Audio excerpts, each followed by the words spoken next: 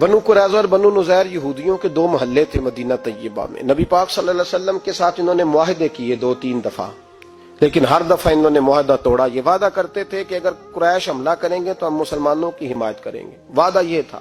لیکن جب حملہ ہوتا تھا تو یہ پس پردہ ان کی حمایت کرتے. 3 دفعہ انہوں نے معاہدہ توڑا. نبی پاک صلی اللہ علیہ وسلم نے فرمایا اب ان سے معاہدہ نہیں کرنا، اب ان سے جنگ ہی کرنی ہے. اب جب ان کو پتا چل گیا کہ ہم سے جنگ ہونے لگی تو منت کرنے لگے، گزارش کرنے لگے. نبی پاک صلی اللہ علیہ وسلم نے فرمایا نہیں، اب ان سے کوئی بات نہیں کرنی، جنگ ہی ہوگی. 3 دفعہ ہو چکا. انہوں نے منت کی بنو قریظہ نے کہ ہمارے پاس نا حضرت ابو لبابہ کو بھیج دیں. حضرت ابو لبابہ رضی اللہ تعالیٰ عنہ انصار کے قبیلے سے تعلق رکھتے تھے. بنو قریظہ کے محلے میں بڑا عرصہ وہ رہے تھے، ان کی وہاں تعلق تھا، ان کی زمینیں تھیں، باغ تھے، جائیدادیں تھیں، دوستیاں تھیں. جہاں انسان رہتا ہے وہاں اس کے تعلقات بن جاتے ہیں. حضرت ابو لبابہ رضی اللہ تعالیٰ عنہ سے چونکہ وہ قربت رکھتے تھے تو کہا جناب ان کو بھیج دیں.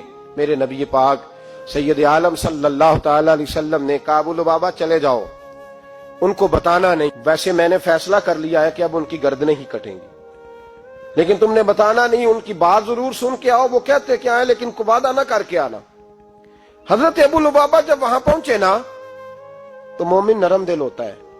وہ جو ان کی عورتیں تھیں وہ رونے لگیں، بچے منتیں کرنے لگے، ایک موقع اور لے دے، اب نہیں کرتے، ہم بھول گئے تھے، غلطیاں ہو گئیں، ایک دفعہ اور.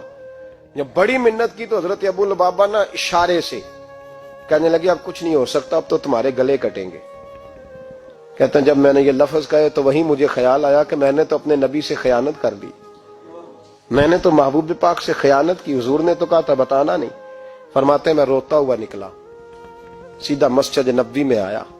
حضرت ابو لبابہ نے مسجد نبوی کے ایک ستون کے ساتھ اپنے آپ کو باندھ لیا. آج بھی وہ ستون مسجد نبوی میں موجود ہے اور اس پہ لکھا ہوا ہے یہ توبہ کا ستون ہے، آج بھی موجود ہے. حضرت ابو لبابہ نے وہاں اپنے آپ کو باندھا. 7 دن بیت گئے. نماز کا وقت آتا تو ان کی بیوی آ کے کھول دیتی، قضائے حاجت کے لیے کھول دیتی، نماز کے لیے کھول دیتی. 7 دنوں سے بندے ہیں. کانوں سے سننا کم ہو گیا، آنکھوں سے نظر آنا کم ہو گیا، سماعت اور بصارت میں مسئلہ بن گیا. حضرت ابو بکر صدیق کہتے ہیں نبی پاک صلی اللہ علیہ وسلم نماز پڑھانے آتے، انہیں بدا ہوا دیکھتے چپ کر کے گزر جاتے. ایک دن میں نے عرض کی حضور ابو لبابہ کی حالت دیکھی نہیں جاتی، دعائی کر دیں. علامہ اسماعیل حقی کے لفظ ہیں بھائی، ساری تفسیروں میں موجود ہے. نبی پاک صلی اللہ علیہ وسلم نے فرمایا وہ ڈائریکٹ رب کریم کی بارگاہ میں گیا ہے، اب اللہ ہی اس کی توبہ قبول فرمائے گا. اگر میرے پاس آتا میں اس کے لیے استغفار کرتا تو رب اسے جلدی معاف فرما دیتا. یا ایھا الذین آمنوا اتقوا اللہ وابتغوا الیہ الوسیلہ. اور بخاری شریف میں حدیث موجود ہے، رسول کائنات سرور دو عالم صلی اللہ علیہ وسلم کے پاس ایک شخص آیا، اس نے آ کر کے عرض کی حضور میں غلطی کر بیٹھا ہوں، گناہ ہو گیا، عصر کی نماز کا وقت تھا حضور میں بھول گیا تھا. نبی پاک نے اس کی بات پہ توجہ نہیں فرمائی اور پھر اس نے عرض کی کھڑے ہو کہ یا رسول اللہ مجھ سے غلطی ہو گئی، پاک کر دے. حضور نے توجہ ہی نہیں کی. تیسری دفعہ پھر کہا تو نبی پاک نے پھر توجہ نہیں کی. فرمایا بلال اٹھو اقامت پڑھو. حضرت بلال کہتے ہیں میں نے اقامت پڑھی، نبی پاک نے جماعت کرائی. جماعت کے بعد وہ پھر کھڑا ہو گیا. یا رسول اللہ میں نے عرض کی تھی غلطی ہو گئی، اب بھول گیا تھا. یا رسول اللہ صلی اللہ علیہ وسلم میرے لیے سزا کا اعلان، مجھے پاک کر دیں. نبی پاک نے اب توجہ فرمائی اور مسکرا کے فرمایا تم نے میرے پیچھے نماز نہیں پڑھی؟ یا رسول اللہ پڑھی ہے. تو فرمایا خوش ہو جا، پھر اللہ نے سارے گناہ معاف فرما دیے.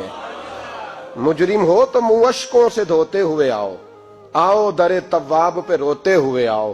قرآن میں موجود ہے توبہ کا طریقہ، پر میری سرکار کی دہلیز سے ہوتے ہوئے آؤ. یہاں لوگوں کو پتہ نہیں کیا ہو گیا ہے، کیا ہو گیا لوگوں کو، کس طرح کا لوگ انداز اختیار کرتے ہیں. ڈرنا چاہیے اللہ تبارک و تعالی. رب کریم نے تو تجھے دین اپنے نبی کے وسیلے سے عطا فرمایا ہے.